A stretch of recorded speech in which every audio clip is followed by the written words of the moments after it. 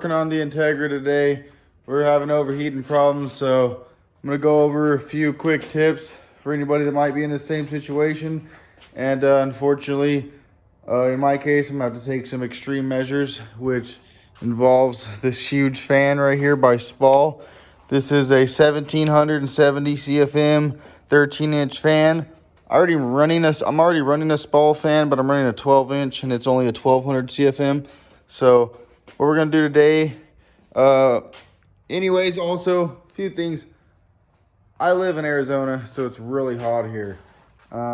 If you're driving the car into under 100-degree weather, honestly, it doesn't even have any problems. But once you start getting really hot and you do a couple pulls, it starts getting heat soaked. The coolant temps will start to get up around 225, 230. And at that point, you can't do a pull or anything, so it's kind of pointless to me to be driving around when it's that hot, right? So I needed to be able to maintain at least, like, I'm shooting for 200 degrees. That would be perfect.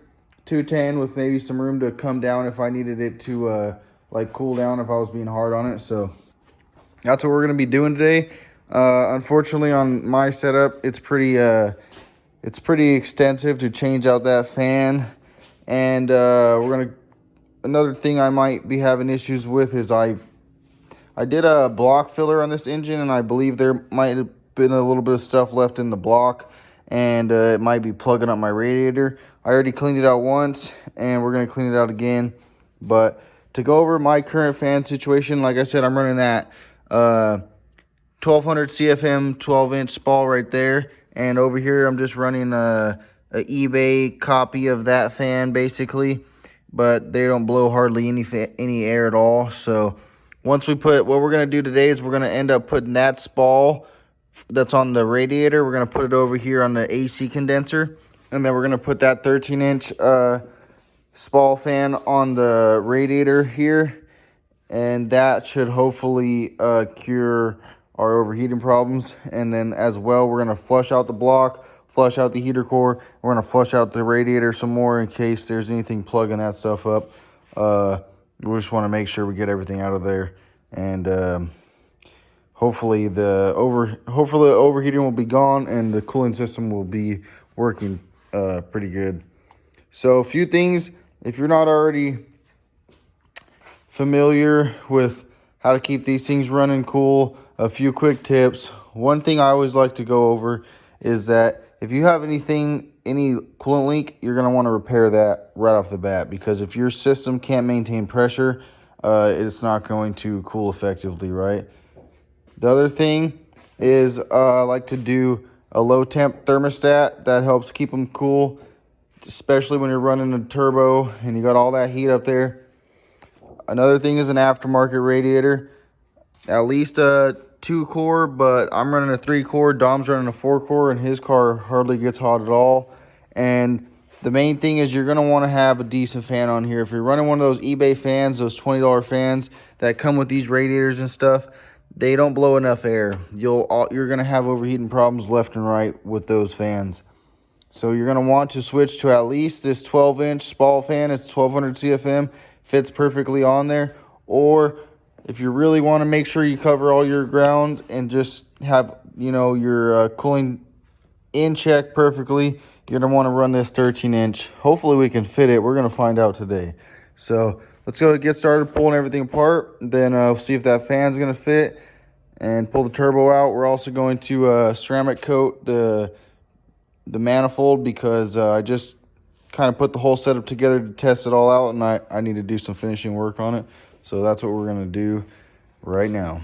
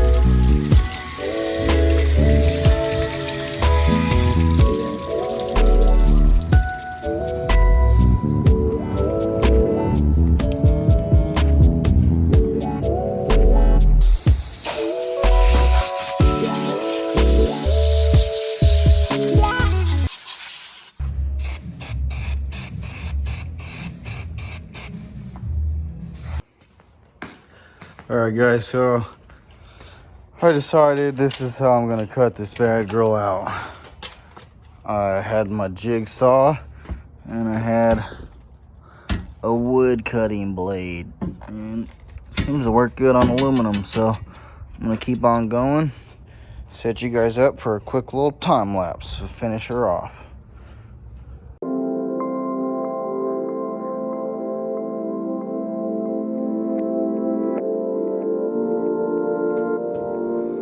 All right, need a marker.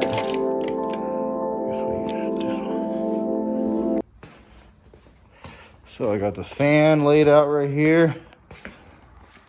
Got that hole cut out. And yeah, we're gonna go ahead and mark these holes, drill the holes, bolt the fan on, put it on the radiator, and put everything back together. Woo. Got the last bolt. Look at that thing, guys. It takes up every square inch of that radiator radiator shroud. It actually even overhangs a little bit right here. That is insane. That thing is gonna flow so much air.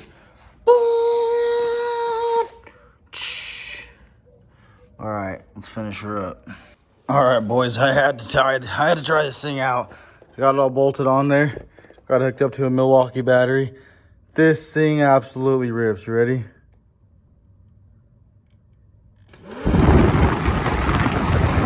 Holy shit! It's like a hurricane. Oh, it's blowing me away! Oh my god! Can't hold on any longer.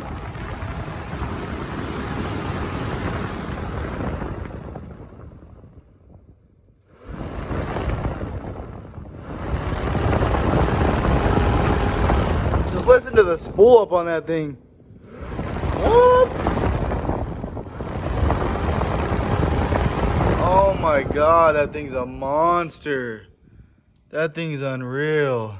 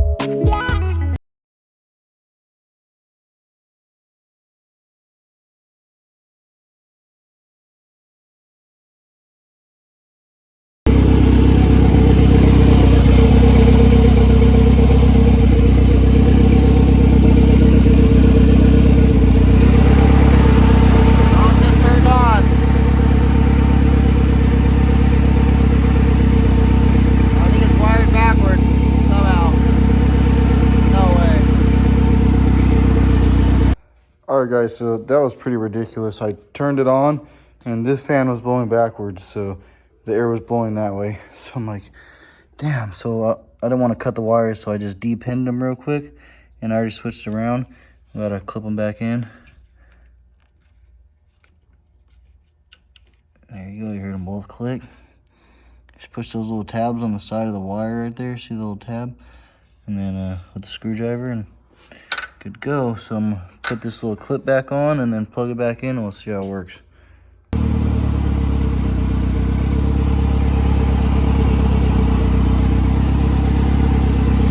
yeah, now it's moving some air. Oh yeah. There we go.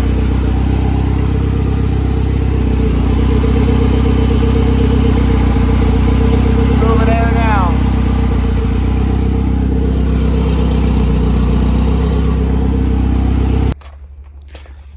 guys, so the fan ran for like about 30 seconds and kicked off. So I think that's a pretty good sign that it's working good now. I think one thing I left out was that I washed out the radiator really good with some aluminum brightener. So that really took a bunch of junk out of the inside of the radiator. So I think the radiator might be radiating heat a lot better now too. So, but yeah, that fan literally, when it kicked on, boom, it was pulling so much air, and it only stayed on for like 30 seconds and it shut back off. That means that that tells me that it already cooled the engine down that quick. Either that or it blew the fuse, which, no, it didn't blow the fuse. So this is the AC fan fuse, or I mean, this is the radiator fan fuse, and this is the air conditioning fan fuse. So they're both 30 amps. They used to be a 20 amp, made them a 30 amp. So we'll see. I don't even think the wiring even got hot. Wiring didn't even get warm at all. And it didn't even, like, I didn't even hear the motor bog down. It didn't pull down the alternator, nothing like that. It seems like the stock wiring's handling it no problem at all. All right, guys, last thing I've got to do is weld up this pipe. It cracked. The down pipe for the wastegate cracked. So we're going to weld that up real quick, and then while that's happening, the car's cooling down. Put the air on it. And yeah, so once we get this done, we'll be able to take it on a test drive and see how it's performing.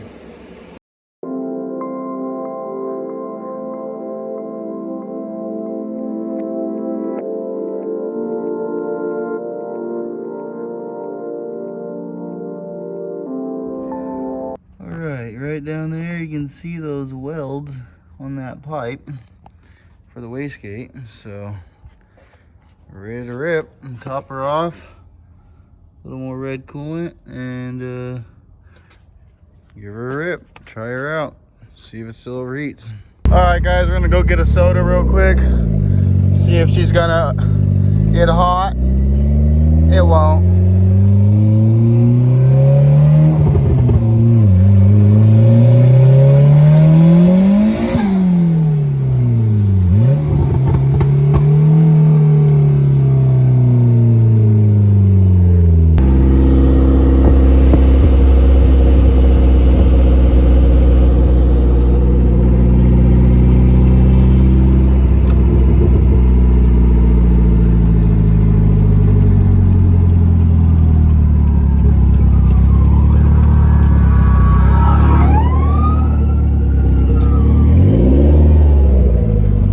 Alright, guys, here's the test.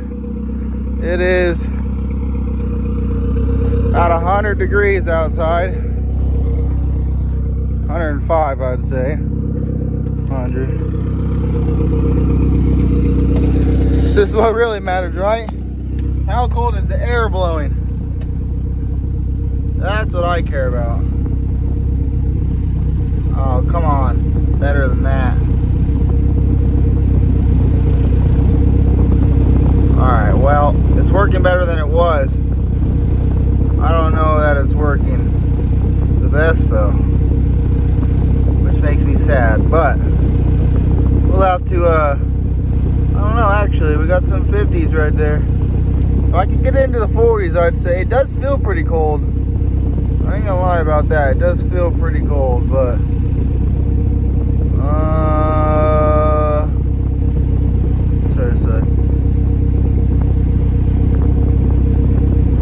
that's a toughie. Not quite. Let's see if we bring up the RPMs, if that helps.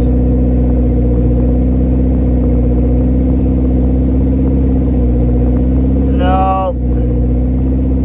We're in the mid 50s, which is not terrible. It's up to par.